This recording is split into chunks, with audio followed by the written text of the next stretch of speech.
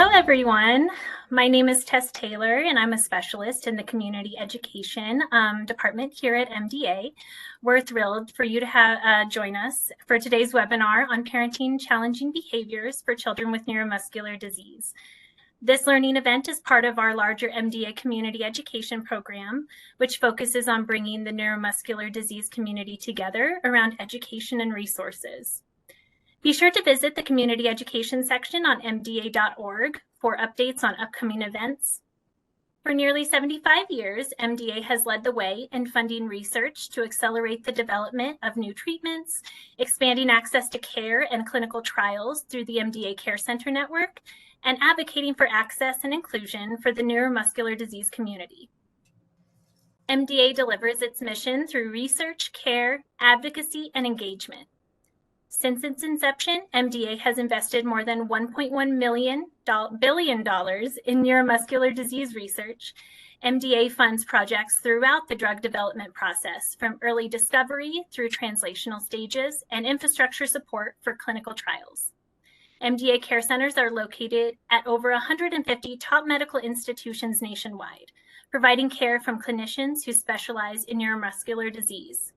MDA's advocacy work focuses on support for accelerated approvals and novel research, access to healthcare treatments, independent living, newborn screening, access to air travel, and more. This focus plays a vital role in shaping laws and policies that support the needs of people living with rare neuromuscular disease. Our community education and recreation programs are designed to connect individuals and families. We are committed to building a nurturing environment where our members can share experiences, triumphs, and challenges. In 2023, we offered over 40 educational programs, over 20 summer camps, and dozens of other community activities, both in person and virtually. If you haven't done so already, we invite you to join the MDA community by registering with us. Registration is free. Please see the link in the chat. To learn more about MDA, please visit www.mda.org.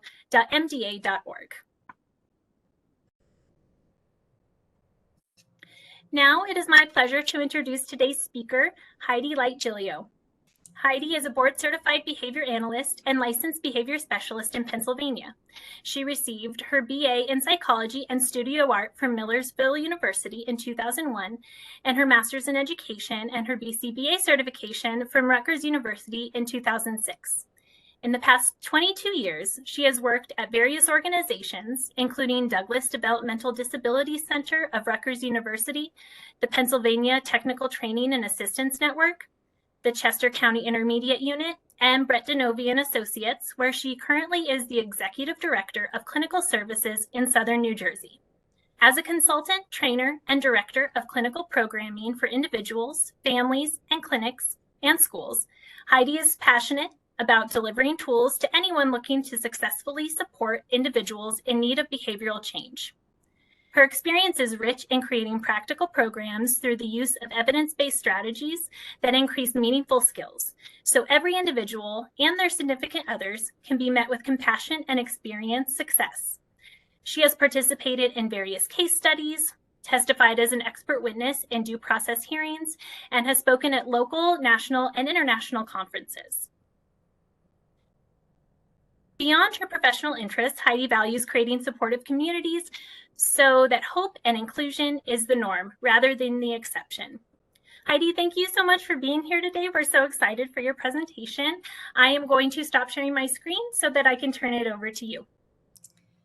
Thanks so much. And I'm going to try to make this technology work for me. Welcome, everybody. I am Heidi. As Tess mentioned, I am going to talk about some behavior strategies that you can use with your child. In all the years I've been working with children with added needs, and I will say siblings of those children, regardless of what occurring is behind the scenes, children have challenges throughout development. That's just part of being a child.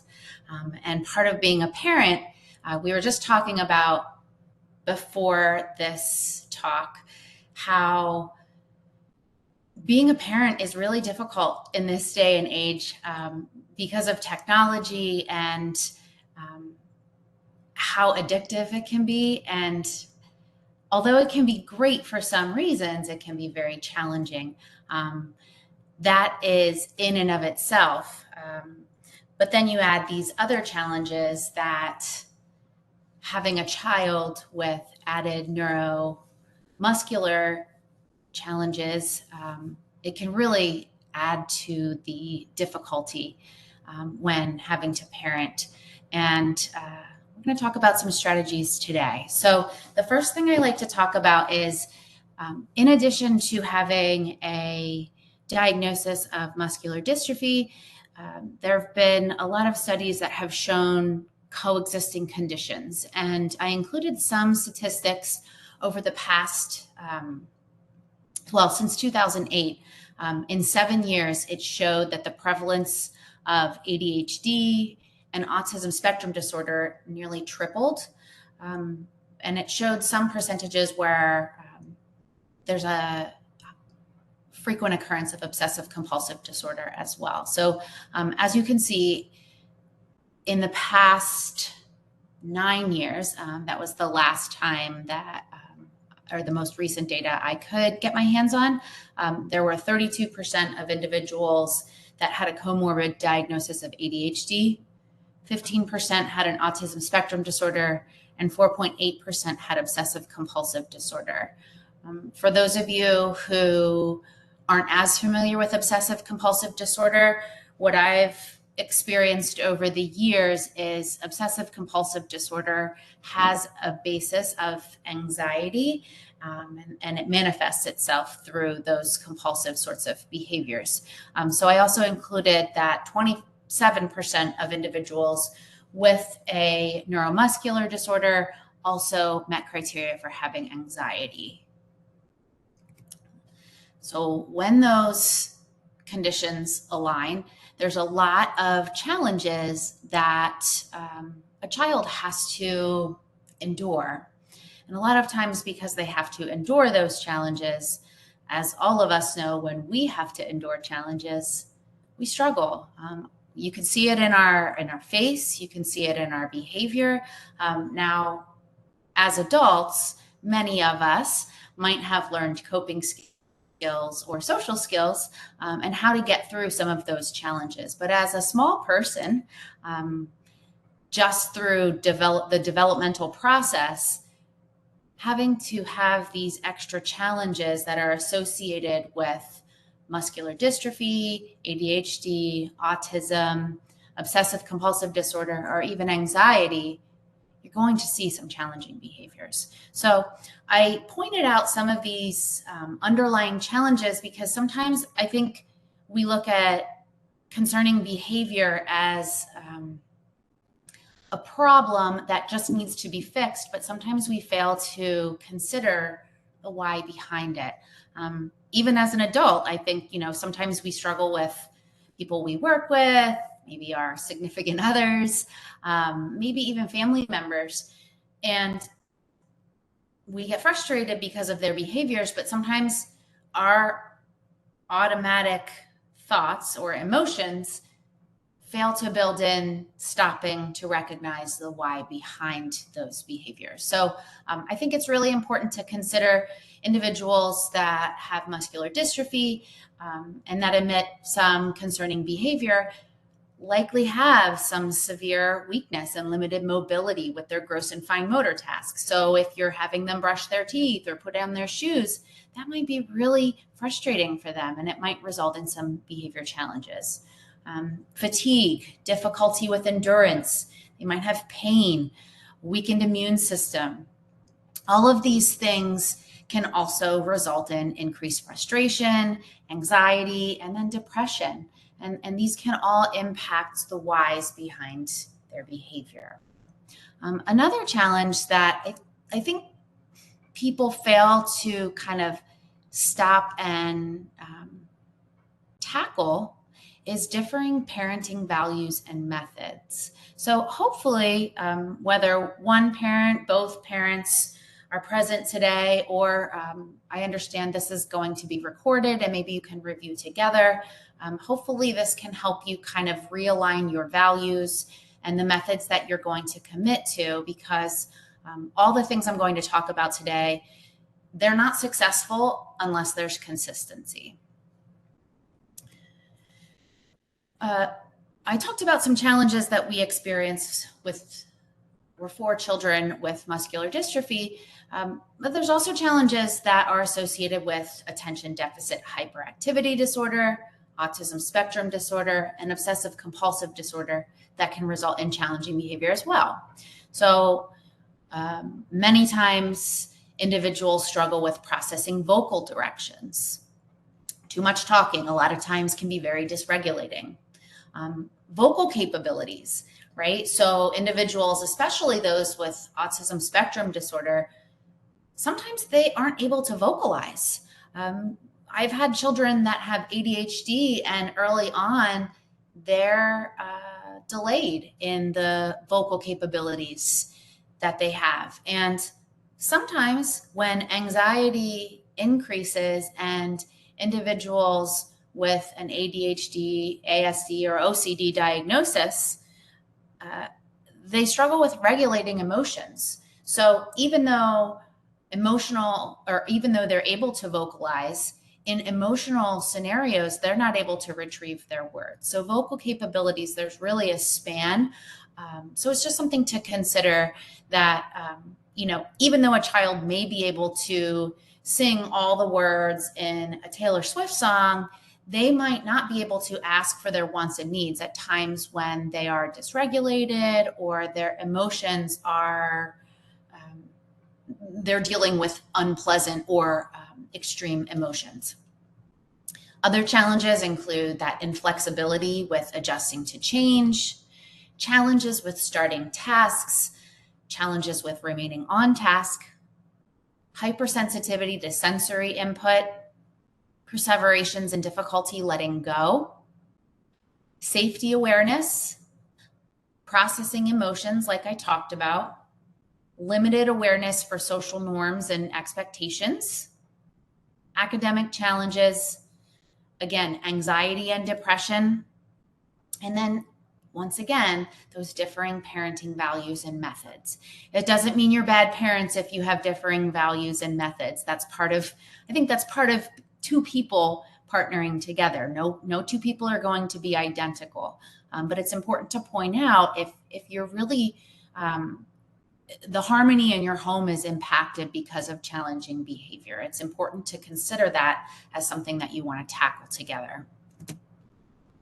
So I am not very technologically savvy and my computer wasn't working well for me, but fortunately, Tess shared some questions parents shared or had asked before the start of our webinar. So I included some common behavior challenges that I heard from some of you.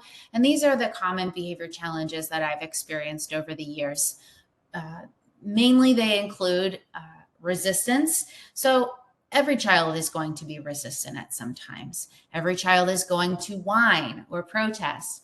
Every child is going to ignore directions that their parents give them. And I would say every child at some point is going to put down their head and resist moving because there's something that their parent is telling them or asking them to do that they don't want to do. That's part of growing up. But at some point, that can be challenging when it turns into escalated, unsafe, or destructive behavior. That can include hitting, pinching, scratching, biting, flopping to the floor, especially for children with muscular dystrophy, because if they start letting themselves fall to the floor, they could really injure themselves. So there's a lot of safety concerns when they start escalating when something is challenging for them. Other behaviors might include unexpected vocalizations. I've had a lot of kids that curse, which sometimes is hard initially when it comes out, because it can sometimes be funny, but then it can turn into something that is excessive and impacting other children. So that is a common behavior that I see out in various schools and homes. Unkind statements or repetitive statements or questions. And then the last behavior challenge or concern that parents and educators alike work to tackle is destructive behavior. So anything from tearing paper, swiping items off the tabletop, throwing items, breaking items. These can all be things that can impact the harmony in your home and make you worried that these behaviors are going to get in the way of your child gaining meaningful relationships, fitting into their school environment, fitting into their community. And even when it comes to the harmony in your home, getting along with siblings, moving through daily routines, it can be really taxing. So we're going to talk about, hopefully in kind of a quick manner, so I can answer a bunch of questions. Hopefully you prepared for me. We're going to talk about the whys behind, outside of the physiological reasons and the ecological reasons in a home. We're going to talk about the reasons why behavior in general occurs, non-preferred behavior, that is. So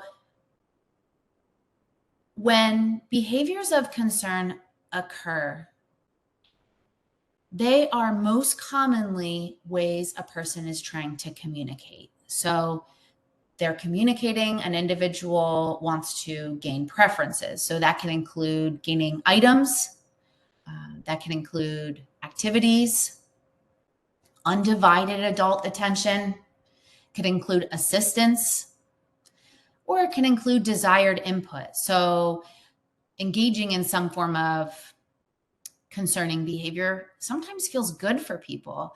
I don't know about anyone else. We all engage in these types of behaviors. Mine in particular is I pick at the skin on my lip and around my fingernails. And a lot of times it causes me to bleed because I like it to be smooth, and it's also like a natural fidget. So we all kind of engage in some form of behavior, and sometimes these concerning behaviors can be unsafe. And so that's why we start to pay attention to them a little bit more. Other forms of behavior can occur to escape non-preferred items or activities. So that might include escaping difficult tasks, whether it be leaving altogether or someone just completing the task for them, right? I've seen many kids struggle with tying their shoes, for example, and they want to tie them. And then when they try and they've not been able to be successful, then they start crying and they kick and they push over a chair, and then someone comes and ties their shoe for them.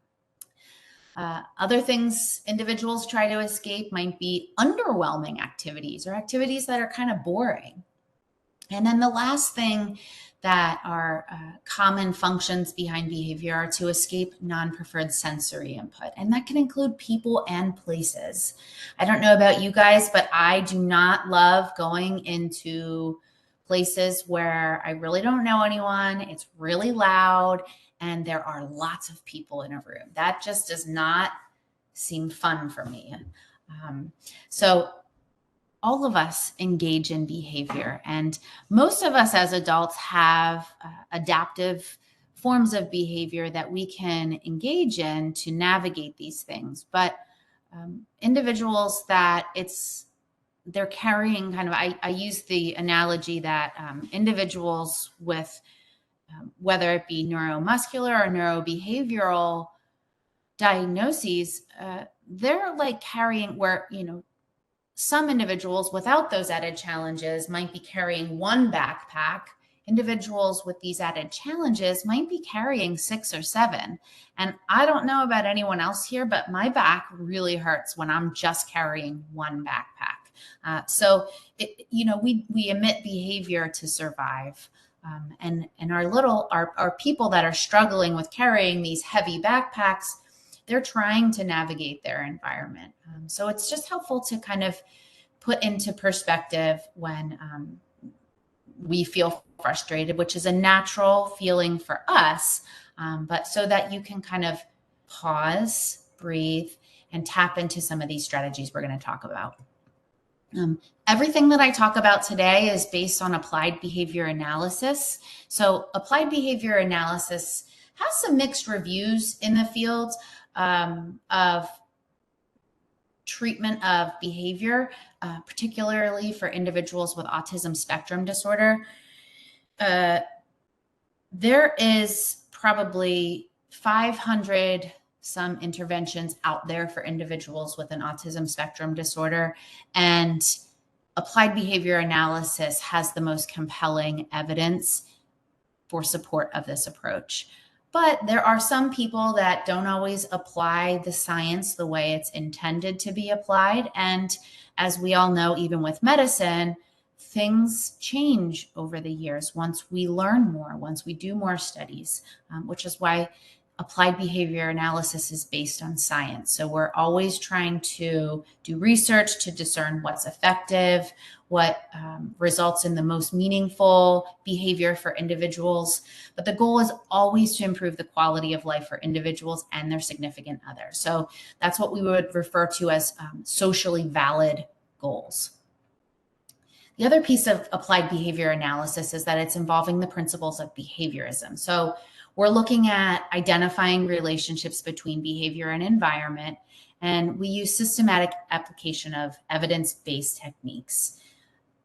Applied behavior analysis does use a lot of data just simply so that we're making informed decisions rather than using only anecdotal data, because sometimes opinions do cause some blurring of evidence. So it's really helpful to collect data so we can discern what's working and what's not working. Applied behavior analysis involves identification of clear cues that result in both concerning behavior and desired behavior. We don't just want to decrease behaviors of concern, we want to increase desired behavior. And then the other piece with applied behavior analysis, after we've learned how to improve behaviors, we look at what are the most effective prompts. We look at reinforcement or having privileges follow desired behavior so we can increase it. And then we always consider a plan for fading those that reinforcement so that natural forms of reinforcement can maintain behavior for a child or an individual. So the first thing that I like to talk about when giving parents kind of a plan or homework is, how do we get started? A lot of times when we think about behaviors of concern, it can get very overwhelming. I personally feel very overwhelmed just in being an adult. And I'm sure many of you feel the same way. But then you add children into the mix and you add a job and a house and perhaps some pets. It can be really overwhelming. And so sometimes that's stifling to many of us and we procrastinate getting started. But I'm assuming if you're here, you're trying to make some effort in getting started. So I like to encourage people to get a piece of paper and make a list of the main behaviors you really want to decrease. I don't mean a list of 27 or 50 behaviors you want to decrease by the time your child is a teenager. I just mean for the next year, what are a list of the main behaviors you really want to decrease? What's impacting the harmony of your home? And then I encourage people to make a list of those socially valid and realistic physical behaviors that we want to increase for your child as well. So what's going to help them gain meaningful relationships? What's going to help them that they can do things, some things independently?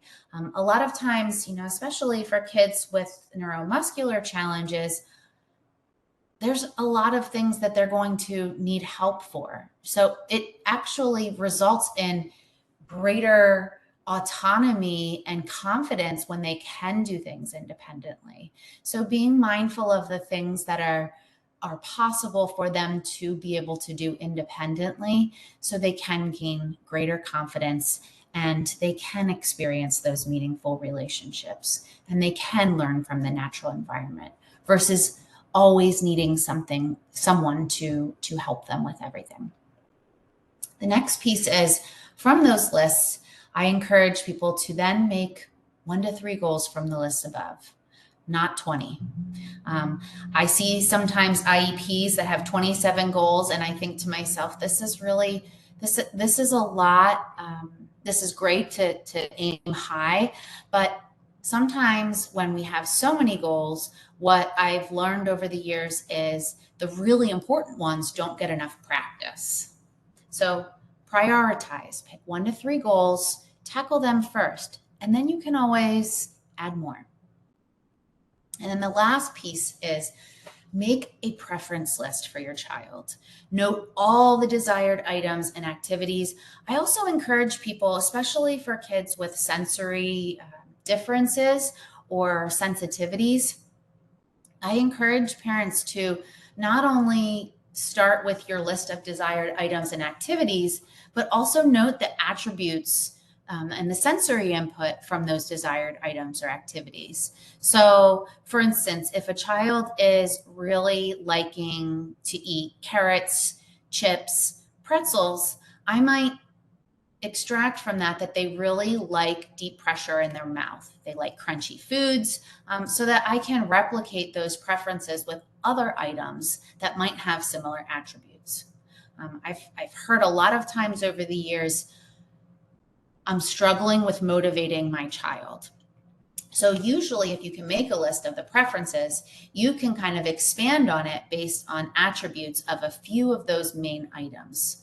And that way you have more things to keep your child's life and preferences novel, but you can use that to, what we're going to talk about, reinforce some of those behavioral goals. All right, so there's 2 parts to tackling behavior. There is looking at what occurs before behavior, and that there's looking at what occurs after behavior.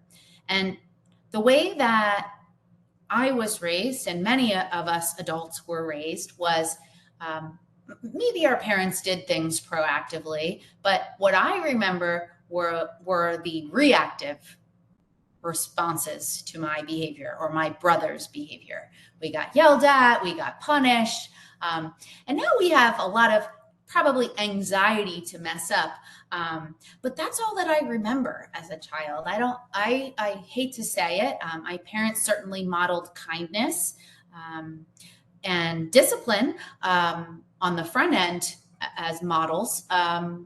But I remember those consequence or reactive strategies. And I really try to encourage both parents and educators.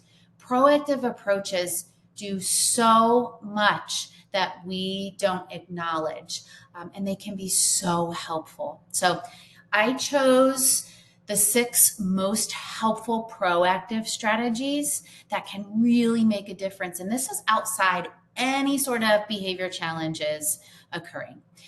The first one is give 1 to 2 choices between 2 specific ways of completing a task, especially before non-preferred activities.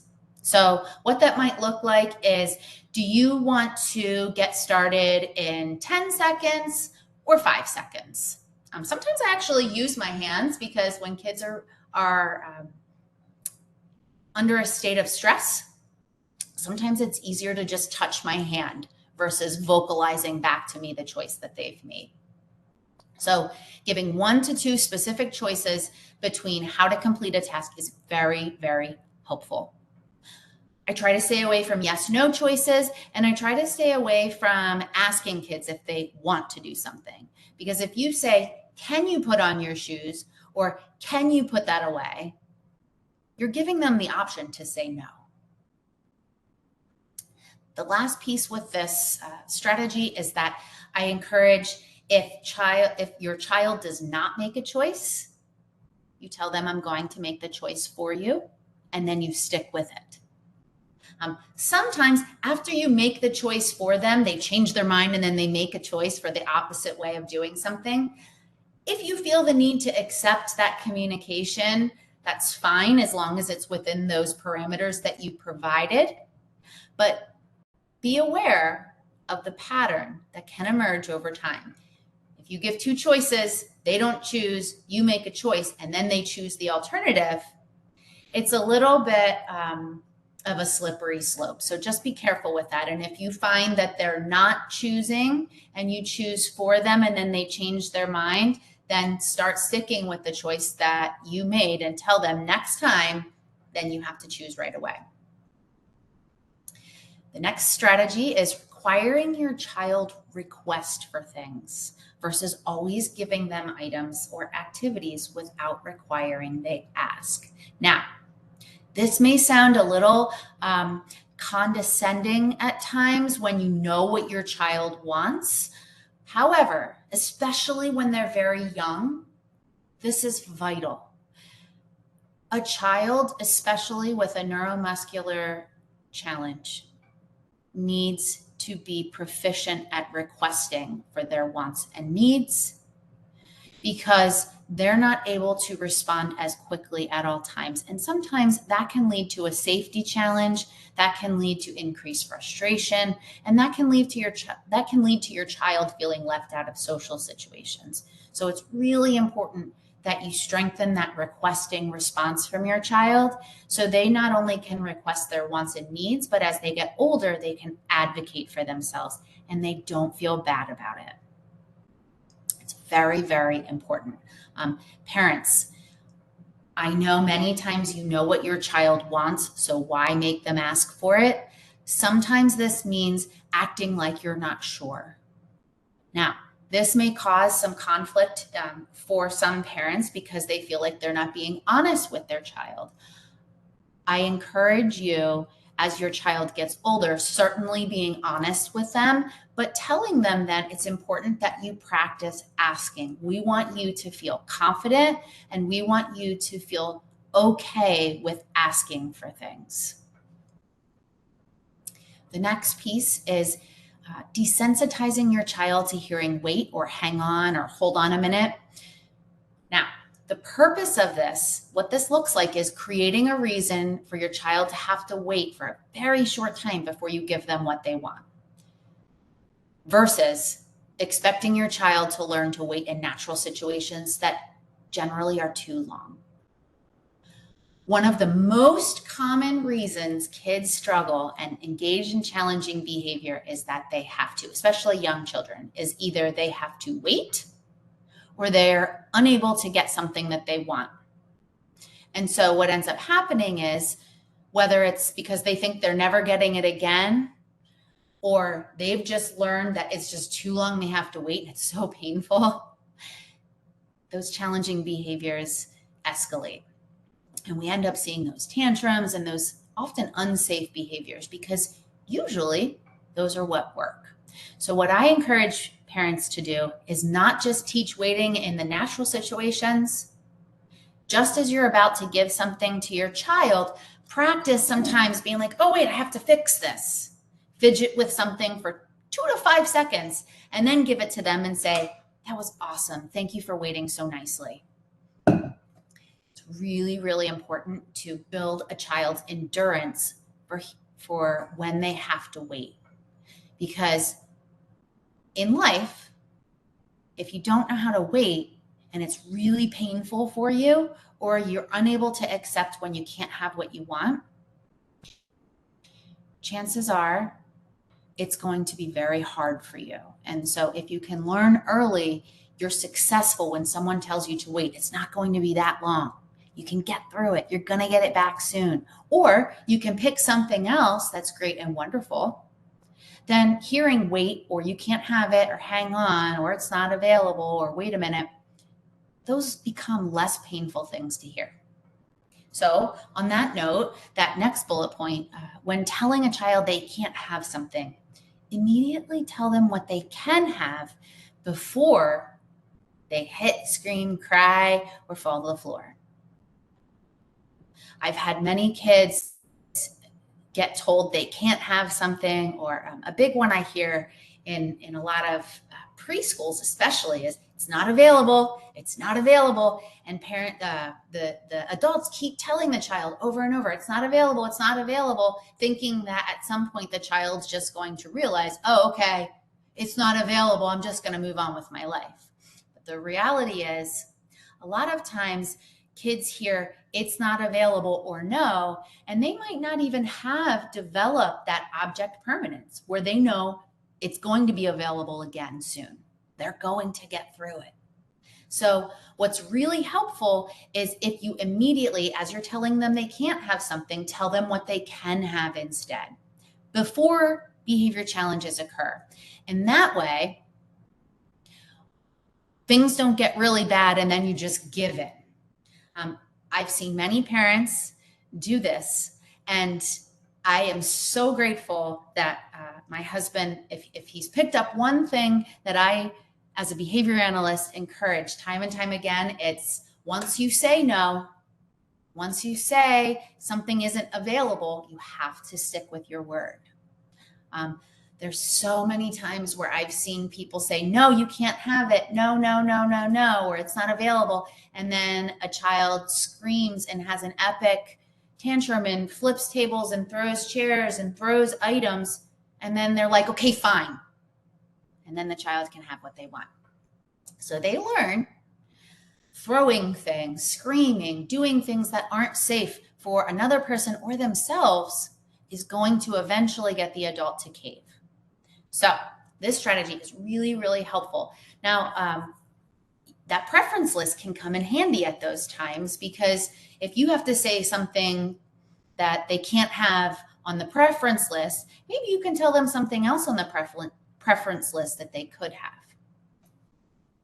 The fifth strategy to use proactively is, and this is one that can be very challenging at home, especially if you have other children. Create predictability in your daily routine whenever possible. Even if you start with 2 or 3 things that are predictable every single day, start there. Predictability is the most underrated strategy for all human beings. Even myself, I can say when my schedule is wonky during any given week, I feel like I'm all over the place. I'm not productive. I feel cruddy. I can't focus. So predictability takes the extra effort off of us when we have to transition and adjust to those new environments or those new scenarios. But predictability is really, really helpful, because when things are kind of known expectations, we being human beings, we don't have to work as hard. So we can spend our energy on other things that are important. The last proactive strategy, and I think I mentioned it already, is have consistent expectations, but also clear expectations. So this is why it's really important as parents that we get on the same page. I have some parents that are divorced, and I get it. You couldn't live in the same home. I was once divorced, so I understand what that's like. But co-parenting, you still have a child to co-parent, and it's really, really important. Those main expectations and those goals are really, you can try to get on the same page, if not for each other as adults, for your child. Okay, so just thinking about the interests of time, I'm going to move through this piece very quickly. For new skills, I just encourage parents, avoid over prompting and doing everything for your child. I've seen more kids than I'd like to admit having a negative, that doing things for them having a negative impact on their behavior and their mental health. So I really encourage, if you have to prompt something to teach your child something that's worthwhile for them to learn, try to fade your prompts gradually, but try to fade them out. So your child is able to be independent in as many ways as possible. The next piece with prompting is if something you're trying to teach your child doesn't require talking, try to prompt without talking. So that might mean prompting where to start. If at school, and a good example of this is I just have the adult point to where the child is supposed to write their name versus telling them to write their name. And then the last piece is when you're teaching new skills, try to align those privileges that you added to your preference list immediately after your child engages in those desired behaviors. So whether they're prompted or whether they're independent, try to link privileges and your child's safe and healthy behavior choices, because they will start to see the world gets better when they're making those safe and healthy choices. I have a child very close to me, and that child's parents give privileges because they want to show that child that they love them very much. And that's wonderful. I am not saying you shouldn't just give your child great and wonderful things because you love them and you want them to enjoy their life. Especially, you know, when sometimes, you know, we have a lot of compassion for what they're going through. However, if you're experiencing discord in your home and you're really struggling with these behavior challenges, I would strongly encourage trying to link those special privileges to those 1 to 3 goals you're making for behavior. Because reinforcement is something we've seen for over 60 years being the most effective strategy for increasing desired behavior. The last piece I'll talk about very quickly, when those challenging behaviors occur, what to do. The first strategy is use your body to calmly block and stand between your child and items that could injure them if they were to fall. And then move unsafe items that could be thrown. Many times I've seen behaviors occur very quickly, and I try to move staplers, I try to remove vases, anything that could be swiped or thrown, I try to remove, because not only if they're thrown and break, but also if your child falls, I don't want them falling on any glass. The next strategy, avoid being reactive. With added reasoning, reprimands, or what I refer to as micro forms of attention. I am very easily, I don't know if it's a real word, but startleable. I'm very easily startled. You could bump something and I'll jump. And that is really, really important to be mindful of for kids that are emitting some behaviors to get some form of attention. It's like a cause and effect toy. I press a button, something pops up. So just be very careful with those micro forms of attention if you notice your child is engaging in behavior to get attention. Attention can also include eye contact, the look of disapproval. Those can all be forms of attention, and they can all reinforce behavior. So be mindful of your behavior and how reactive you might be in response to behaviors you don't want to see. I have a lot of parents asking me, well, I can't just ignore this behavior. I don't want to set a model or set an example for my other kids. And I also don't want to teach them that their behavior is okay. So what I tell parents in those situations is, if you suspect behavior is occurring to get attention, at the time that your child is escalated and they're in a state of fight or flight, reasoning is not going to teach them anything. It's kind of like if someone's drowning and you're at the dock with an inner tube, you're not going to say to that child, use your words. That's not nice what you're doing. You're going to say, if you're going to tell them anything, you're going to tell them, reach as far as you can, or kick your legs, something very easy for them so that they can access the inner tube and be saved. It's important to remember these escalated or really concerning behaviors can be a state of fight or flight for kids. And those are not the times to teach them any sort of like that behavior is not appropriate. because you're not teaching them anything appropriate to do.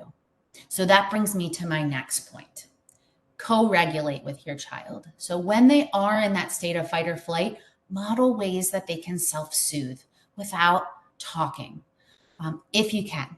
So what I tend to do is I will sit next to a child. I might put my hand on their shoulder. I might put my hand on their hand, and I'm just modeling deep breathing.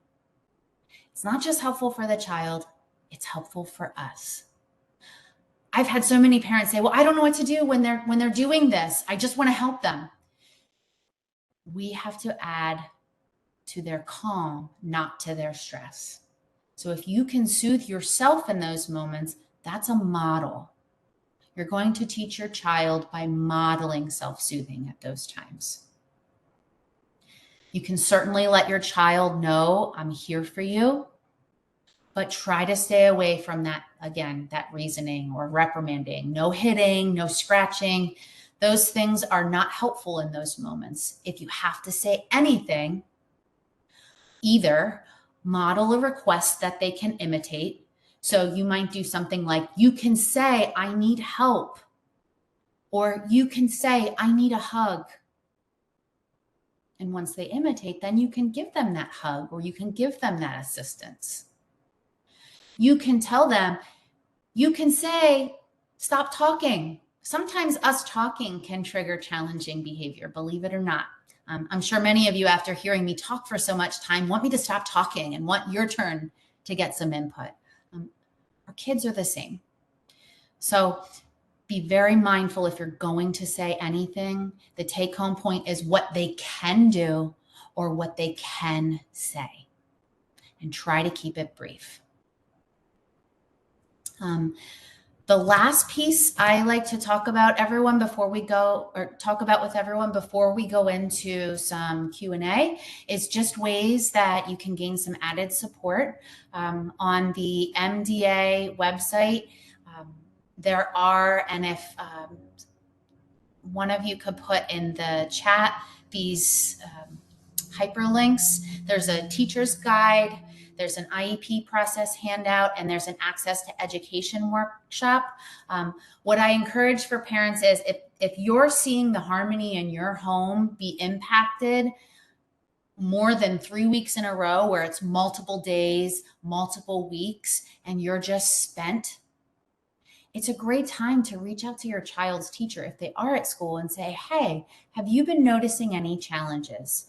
I've worked in schools for 22 years now. As a person that works in a school, we're there to help kids and we want to collaborate with families.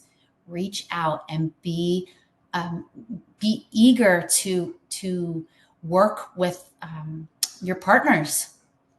Whether it's partners at home or partners at school, we're in this together. So these links will give you some information about the IEP process, how to get it started, how to get your child evaluated, to discern if they are able to access additional support.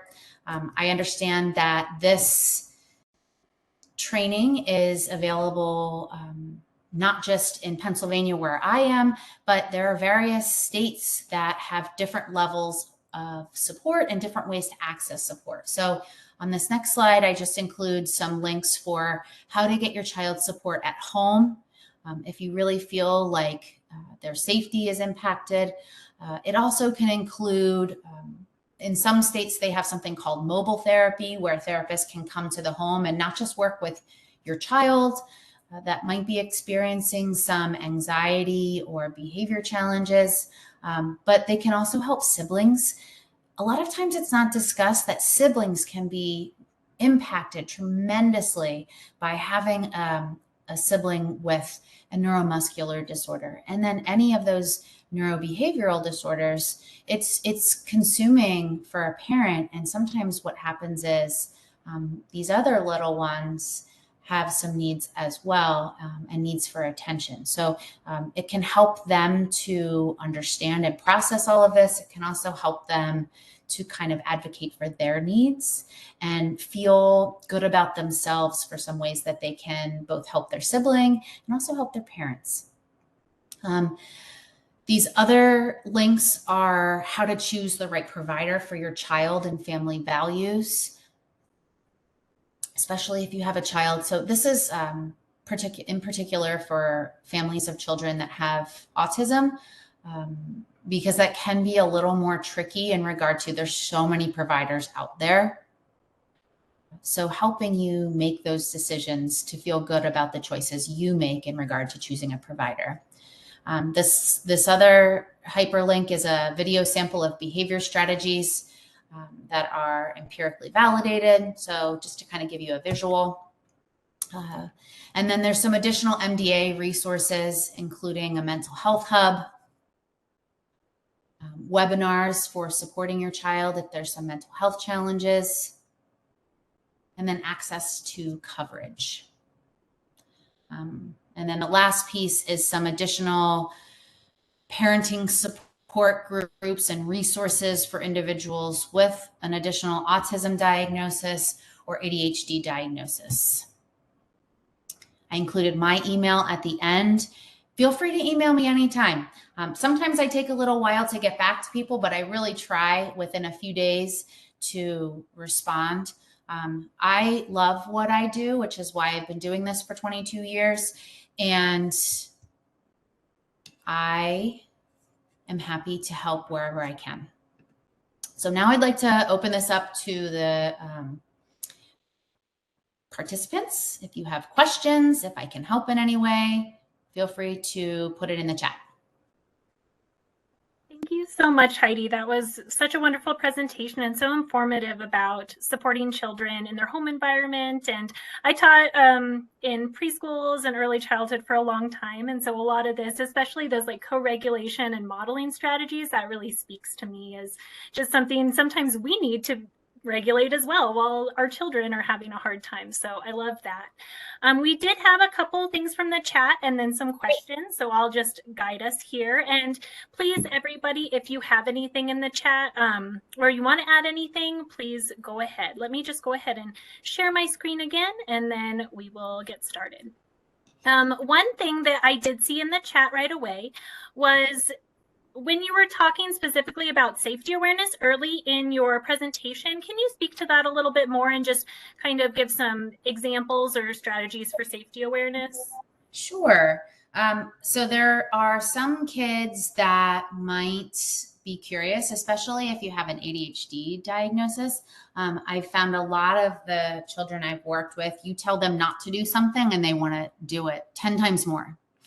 So that might include touching items that are hot. That might include using items that are sharp, throwing items that are sharp, using scissors unsafely. So like pulling them back, not recognizing even pencils, sharpened pencils. Sometimes kids aren't aware of their body and where it is in space. And so sometimes using those items can be unsafe, not just for them, but for others around them. Great, thank you. Another question that had come up was, and this kind of came up a few times, just kind of knowing where a child's behaviors are coming from. So you spoke to this a little bit as applied behavior analysis, but how do you know if that behavior is coming from anxiety, from maybe ADHD? Is there a way to kind of know that and then help children guide those behaviors? I usually encourage if a child's functioning is impacted across environments, so you're getting reports from school and you're seeing it at home, maybe with your interactions with your child or siblings' interactions with their brother or sister, usually that's a great time to talk to your doctor about those challenges. I usually, as a behavior analyst, I very seldomly encourage pharmacological intervention for ADHD or anxiety, but there have been a handful of times where behavior strategies have been exhausted and a child's daily functioning is impacted and their relationships are impacted, and it's pulling from a lot of energy from the adults that really care about them. And so those are times where I have mentioned to parents, once all those behavior strategies have been exhausted, to talk to their physician about how a child's behavior is impacting their daily functioning. A lot of times physicians can give parents, they can just go through a checklist. There's something called the Vineland, and they can really kind of tap into where the challenge is coming from. I can't stress enough how I'd so much rather a child be treated, if you're going to go the pharmacological route beyond behavior strategies. I'd rather see a child not have as much anxiety, because I see that as a base of a lot of behavior. Even if attention deficit is a major challenge, I've seen so many physicians throw medication at kids for ADHD when they're not tackling the crux of the issue, which is the anxiety. So I would say talk with your school team if you have one, and your behavior team if you have one, and then talk to your physician. And if you've exerted all of the strategies that I shared today, and your behavior team is exerting all of the strategies with still limited, I wouldn't say limited progress, but with things really impacting the harmony of your child's day and their school's day and your home, that's a good time to talk to your physician. Wonderful. Yes, seeking that additional support from professionals, the school system and medical professionals, that is definitely using your team, right? Using your child support team. I think we have time for one or two more questions. And we did have a question, especially for children with those multiple diagnoses, comorbid diagnoses. And if they have physical limitations, but they still have that child energy, do you have any strategies for kind of helping kids who maybe get tired easily or have those physical limitations, but we still need to exert that energy? I do recall seeing that question. Yes. So I strongly encourage, if there's that much kind of that internal gear turning and kind of dysregulation of that energy inside, I always encourage parents, just like we talked about, talking to the occupational therapist if there is one at school. Physical therapists, are vital for our kids with a MD diagnosis, but occupational therapists can really give some strategies for assessment of sensory strategies to help with those internal gears turning at all times. There's really, I've thought of that internal state for a lot of the kids I support as almost like a thunderstorm inside.